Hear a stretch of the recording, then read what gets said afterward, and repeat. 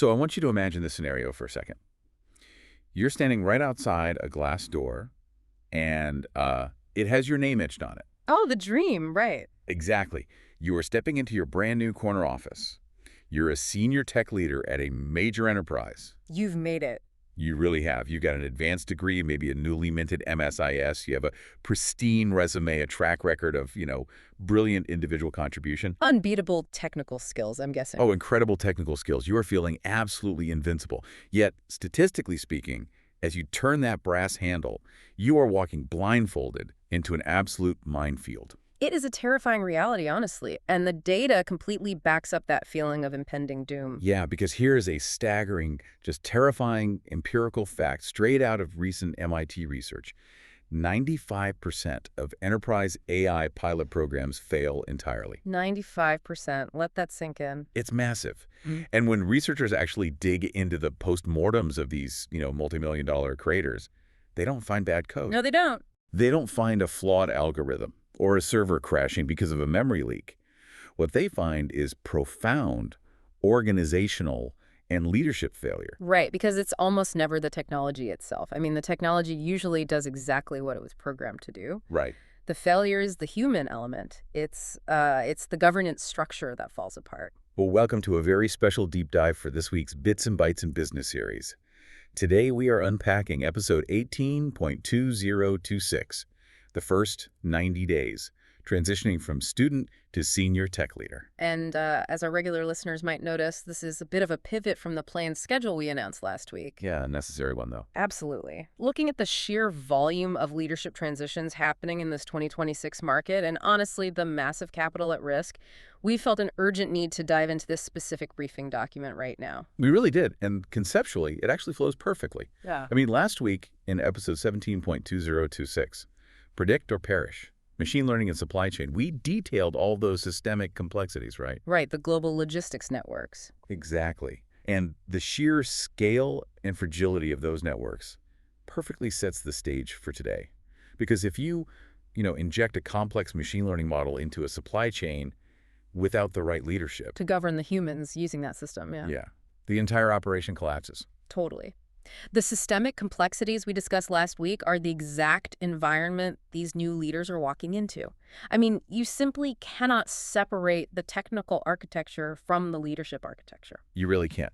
Now, before we get into this ultimate survival manual, I have a really quick ask for you listening right now. Go for it. If you want a direct pipeline to career-accelerating insights, like the kind of knowledge that bridges the gap between academic theory and cutthroat industry pragmatism, Yeah. take a second right now to like, subscribe, and share this deep dive. It's the best way to stay in the loop. It really is. It secures your access to the strategies that actually move the needle in your career. You don't want to miss out on this stuff. And, I'd strongly encourage you to check out my YouTube channel as well. Oh, definitely. As a full professor and a former associate dean, my entire focus is making sure you have the analytical tools you need to survive these exact transitions. Over on the channel, you can access full course materials, deep dive videos, other podcasts. It's all there to keep you on the absolute cutting edge of enterprise tech. It's a fantastic resource. Highly recommend it. All right, so let's establish the mission for the next hour or so. Let's do it. We are unpacking an exhaustive 2026 briefing document focused purely on tech leadership transitions. And our goal today is to provide you early career professionals, students, mid-career pivoters with the ultimate playbook. The survival guide. Exactly. We're going to show you how to survive and really dominate your first 90 days in executive IT governance. And we're focusing specifically on hyper-competitive markets like the Dallas-Fort Worth or DFW sector. Yeah, the DFW market is the perfect laboratory for this discussion right now because of its massive density and growth. It's exploding. But, before a transitioning leader can even think about market dynamics, they have to understand the fundamental internal shift they are about to undergo. Right. It's not just a title bump. No, moving from a student or an engineer to an enterprise leader isn't just updating your email signature. In the academic space, we refer to this as a necessary ontological and epistemological realignment. Okay, hold on. We need to ground that immediately. I know, it's a mouthful. Ontological and epistemological realignment sounds like a PhD thesis defense, not, a Tuesday morning board meeting. Fair point, fair point. What is the actual mechanical difference in the brain of an engineer versus the brain of an enterprise leader? Okay, let's break the terminology down mechanically. So ontology is the study of what things actually are, the nature of reality. Okay. And epistemology is the study of how we know what we know, our framework for truth. When you are an engineer or a student, your reality, your ontology is entirely tactical. So it's day-to-day execution. Exactly. A problem exists, you write a script, the script executes, the problem is solved. Your epistemology, how you measure truth, is binary. Did the code compile, yes or no? Did the server spin up, yes or no? So the engineer's reality is just bounded by the parameters of that specific task. They're looking at the specific tree, or, I mean, maybe just the bark on the tree. Precisely. But when you become a senior leader, your reality has to completely realign. You are no longer solving a localized coding problem. You are overseeing strategic enterprise-level risks. Right. So a server spinning up perfectly might actually be a massive failure if, say, spinning up that server violates a new data privacy regulation and exposes the company to a massive fine. Your definition of a successful project fundamentally changes. Wow. Okay. Because the leader has to see the entire forest, the soil health, and like the logging regulations all at once. Beautifully put, yes. And the briefing document insists that the only way to manage this new reality is by rigidly defining the difference between IT governance and IT management.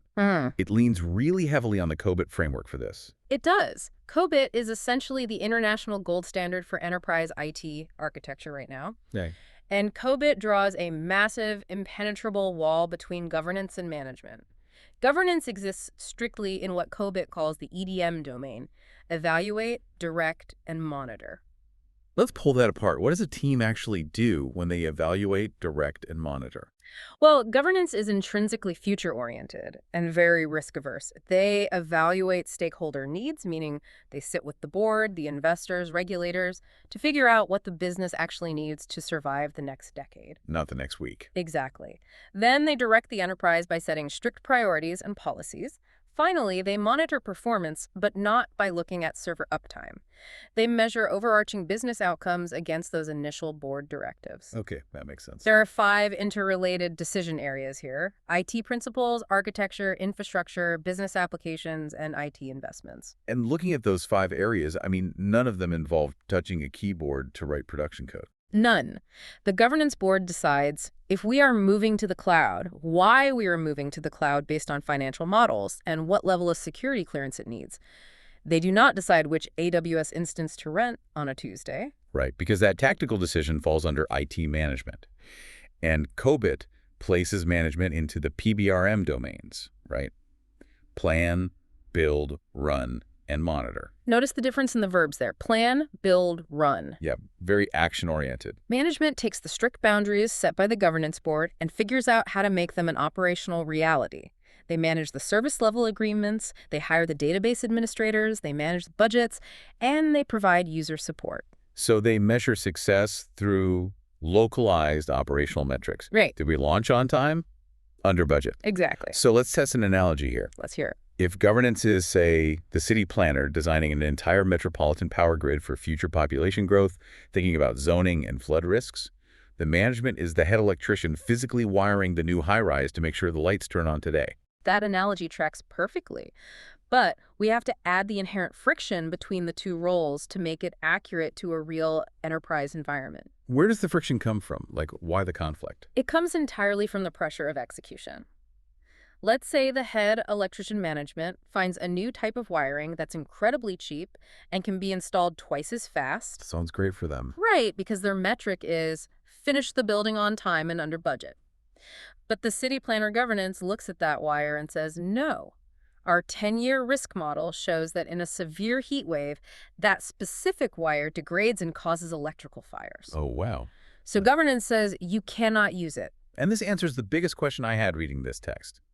Because in today's corporate culture, everybody is just obsessed with agile methodologies. Oh, completely upset. We want flat hierarchies, we want cross-functional teams, no silos. So my immediate thought was, well, why can't the city planner and the electrician just be the same person? Why does COBIT insist on segregating these duties? Because of the most fundamental conflict of interest in organizational behavior. You cannot grade your own homework. Wow. If you combine governance and management into one role, systemic failure is not just possible, it is mathematically inevitable under pressure. Break down the mechanics of that failure for me. Like if I am the director of IT and I hold both the governance pin and the management wrench, what actually happens when a crisis hits? Okay, let's say you're building a massive new customer portal. You are the manager responsible for hitting the Q3 launch deadline, which the CEO has already promised to Wall Street. Okay, high pressure. Massive pressure. But you are also the governance officer responsible for ensuring the portal meets strict security architecture. Right. It's 2 weeks before launch. The dev team tells you that implementing the security protocols will take an extra month. You are now going to miss the Q3 deadline and tank the quarterly earnings report. Ah, I see the trap. If I hold both roles, the operational pressure to appease Wall Street and keep my job is going to override my long-term risk assessment. I'm going to sign a waiver, skip the security, and push it live. Every single time. The operational pressure to execute will always consume the strategic mandate to protect. That is why the governance body must be entirely separate. They have to be insulated. They must be insulated from the day-to-day project deadlines. They have to be able to look at the Q3 launch, look at the missing security, and objectively say, no, we will miss earnings. We will take the hit to the stock price. Because if we push this live without security, we will suffer a data breach that will destroy the entire company. Wow. Governance is the organizational brakes, and management is the engine. Precisely. And you cannot wire the brake pedal to the accelerator. That clarity is just vital.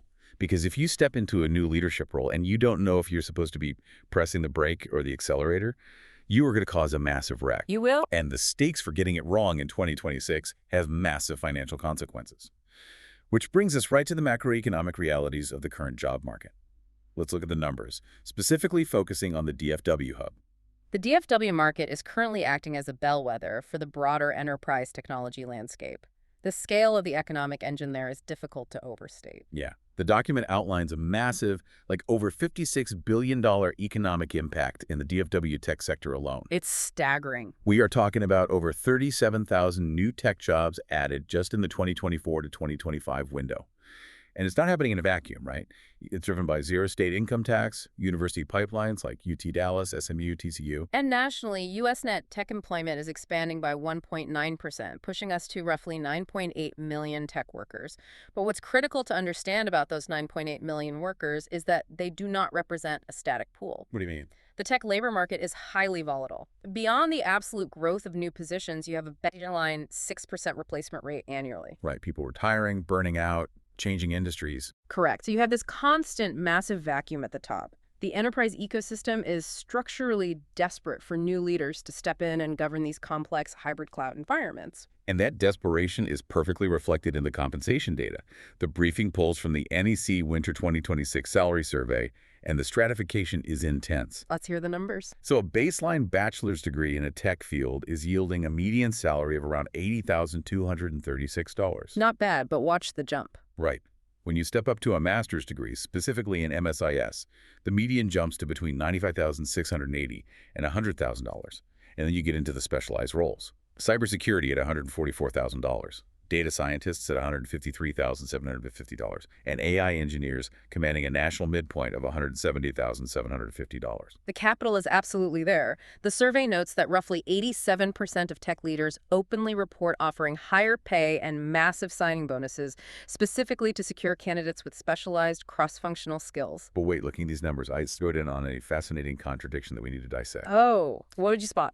The data shows that the salary gap between degrees for pure engineering fields is actually shrinking. It's dropped down to 26.2%. Yep. But the salary gap for business technology hybrid degrees, like the MSIS, is exploding. It's widened to a massive 39% premium. It's a huge shift. So if I'm sitting on a corporate board, why am I paying a 39% premium for a leader with a hybrid business degree when I could just hire a savant-level coder? This is a trend we have been tracking in academia for years, and the 2026 data is the undeniable proof of concept. The reason pure engineering degrees are seeing a shrinking premium is that pure coding is rapidly becoming commoditized. Because of generative AI. Exactly. With the proliferation of advanced AI models that can generate thousands of lines of perfectly optimized code in seconds, the sheer mechanical ability to write syntax is no longer the bottleneck. Right, the AI can write the code. It can write it, it can debug it. What the AI cannot do is provide strategic vision. The AI cannot sit in a boardroom with hostile investors and explain how migrating a logistics platform to the cloud will comply with new SEC disclosures and reduce supply chain latency. It can't translate the tech into business outcomes. Bingo. The ultimate scarcity in the enterprise market today is a human who can bridge the gap between technical execution and business strategy. Pure engineering is commoditized. Strategic vision is rare. So that 39% premium isn't a tech premium. It's a translation premium. It is entirely a translation premium. That makes so much sense. But, knowing your market value is great. Surviving the job is another thing entirely. And the environment you're stepping into is chaotic. The briefing highlights a massive shift toward staff augmentation, noting a 76% skills gap in the market. The skills gap is forcing organizations away from rigid full-time hires. They are moving toward agile staff augmentation, especially to handle legacy system migrations and cyber threats. Why, though? If I'm building a core platform, shouldn't I want my team entirely in-house? In theory, sure. In practice, you do not have the time. Let's say a major vulnerability is discovered in an obscure legacy database that handles your company's payroll. Okay. If you go to HR and say, I need to hire a full-time expert in this outdated language, HR will take 3 months to write the description, interview, negotiate, and onboard. Meanwhile, the vulnerability is open and hackers are draining the payroll. Precisely. The business cannot wait.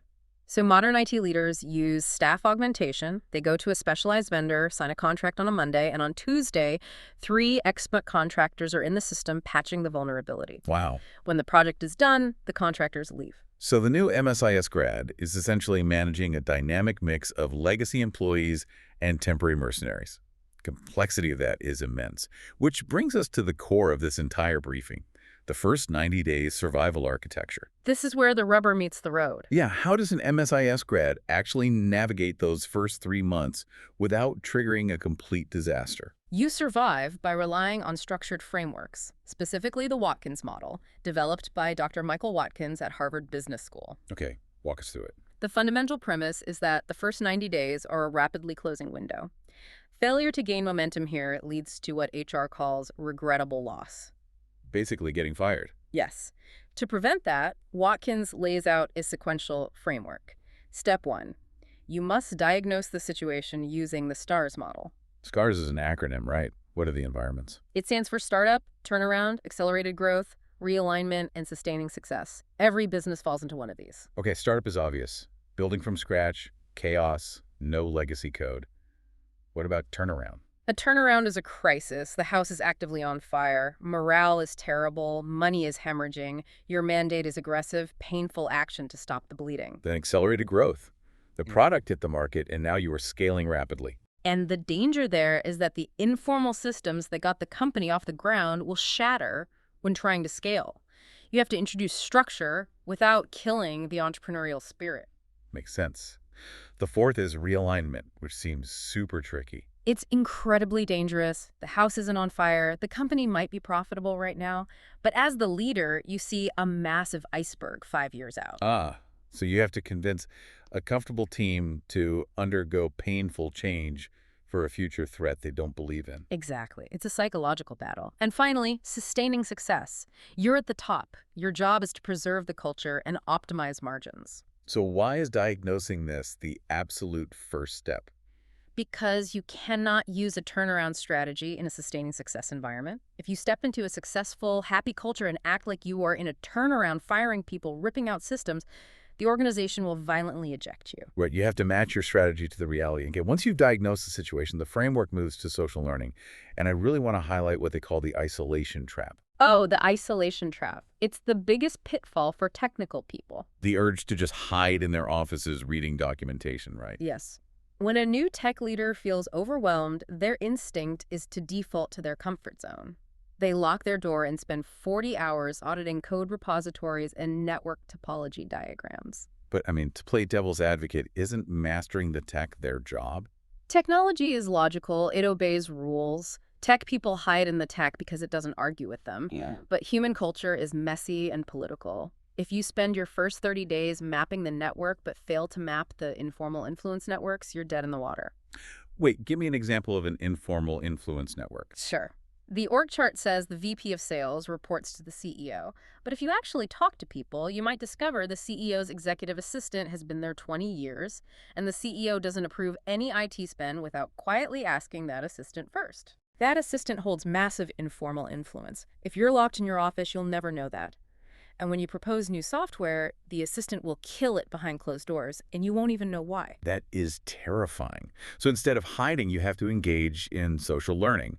And the framework suggests securing quick wins to build political capital. Yes. Small, highly visible operational improvements.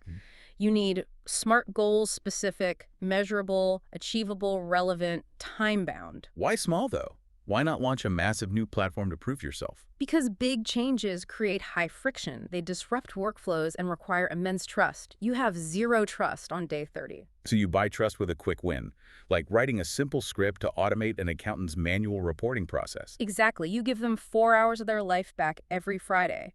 You prove that IT is an enabler, not an obstacle. And now that accountant is a political ally for when you do make those high-friction structural changes later.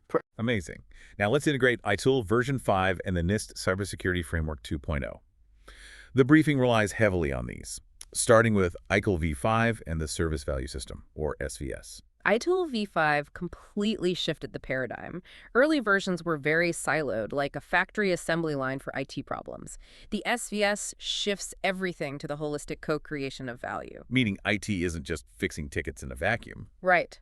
IT and the business units work together to deliver actual value. And there's a clear progression for leaders here, from managing professional to strategic reader. And to manage the human resistance during these changes, the document brings in the 80-CAR change management model. 80-CAR is brilliant. Awareness, desire, knowledge, ability, reinforcement. Explain how a leader uses this. Like, what's the difference between knowledge and ability? Well, you can't skip steps. First, they need awareness of why the change is happening. Then you build desire by tying it to their pain points. Knowledge is theoretical, like reading a manual, but ability is practical execution. So giving them a sandbox environment to practice in before going live. Exactly. And reinforcement is making sure they don't backslide into using the old legacy systems. That makes total sense. Now let's unpack the NIST CSF 2.0 wheel, because there's a massive architectural change here. They added a new function right in the center: govern. Putting govern at the center was a profound shift. It frames cybersecurity as an enterprise risk management issue, a board-level issue. Not just an IT problem. Right. The board has to define the risk appetite. And this brings us to the concept of positive risks. Yes, using security to capture market share. I loved this part. The idea that if we lock down our data tighter than the competition, we become the only viable vendor for high-security clients. Exactly. You turn security from a cost center into a massive sales asset. That is a positive risk. But, these frameworks are perfect on paper. In the real world, new leaders immediately crash into deeply entrenched ideological battles. Oh, the minefield. Let's dig into debate 1, the certification versus degree divide. The agile argument is that certs like AWS or CISSP prove immediate speed to keyboard, and industry trends show 25% of employers dropping bachelor's requirements. Plus, certs offer pathways for neurodivergent talent. That is a very compelling tactical argument. Certifications absolutely prove tactical competence. But let's look at the strategic governance side. Okay, counter it. An MSIS degree teaches IT policy, organizational change, and financial portfolio alignment. Those skills are missing from multiple-choice vendor exams. A cert proves you can build the server.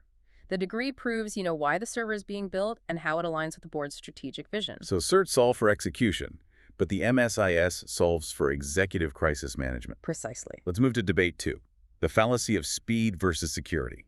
I'll play devil's advocate. Security is always the department of no. If we have a hard launch date brief to clients, security gating kills our time to market and revenue. And that framing is a profound leadership design failure. Really? A leadership failure? Yes. Pitting speed against security means leaders failed to set risk appetites 6 months ago. They failed to define exception paths. And they failed to build secure by default DevSecOps guardrails. So security shouldn't be a last-minute inspection. Never. It must be an automated, embedded requirement from day one. If you embed governance, it doesn't slow you down. It builds the sturdy tracks that let the engineering train run at 300 miles an hour. That is a powerful reframing. Now, to prove these debates have real consequences, let's look at the 2 DFW case studies. Scenario A, the failure. a DFW logistics firm AI pilot. This one's painful. A mid-sized logistics firm hires a new MSIS grad as director of innovation to build a Gen AI freight routing tool. And this director fell right into the isolation trap. They researched vendors behind closed doors, ignored staff augmentation, and mandated a complex pilot without securing any quick wins, right? Exactly. They completely misdiagnosed the STARS situation. They tried to hire full-time data engineers too slowly, stalling the project. And the result was catastrophic. By day 85, it hit that 95% failure stat. The operational staff actively rejected the leader. It was an organizational immune system attack because of complete cultural misalignment. Now, compare that to scenario B, the success. A DFW regional fintech bank core modernization. A masterclass in governance. A seasoned IT director with an MSIS joins a legacy bank struggling against digital competitors. She diagnosed the situation as a realignment. Instead of rigid hiring, she used agile staff augmentation, partnering with North Texas fintech incubators for API integrations. And she used NIST CSF 2.0 to frame the upgrade to the board as a positive risk. By setting clear decision rights, she destroyed the speed versus security fallacy. The app launched on time, boosting engagement and capturing DFW market share. Unbelievable. All right, as we close out, let's synthesize this. What are the 3 definitive takeaways for our MSIS listeners? First, governance precedes management. Your compass is COBIT and NIST. Management is just the engine. Second, the degree is a synthesis. Your 39% salary premium is for bridging the gap between engineering agility and boardroom risk. And the third? The 90-day window. Adhere strictly to the Watkins Framework, or face organizational rejection. This is exactly how you ensure you are in the successful 5% of AI enterprise leaders, not the 95% who fail. Thank you so much for joining us for this deep dive. Don't forget to like, subscribe, and share, and check out the professor's YouTube channel. Yes, please do. And definitely tune in next week for episode 19.2026, the Graduation ROI, Longitudinal Salary Realities for CIS and MIS Master's Graduates. I want to leave you with a final provocative thought. When you step into your next leadership role, look at your calendar for the first week. Are you scheduled to audit technology, or are you scheduled to audit the human culture? Because the system you ignore first is the one that will break you. Wow. And for those feeling genuinely motivated to make this shift, take the time to explore continuing education programs. It's a strategic investment for those seeking practical, future-focused career preparation. Until next week, keep your systems agile, your governance strict, and always mind your business and your bites.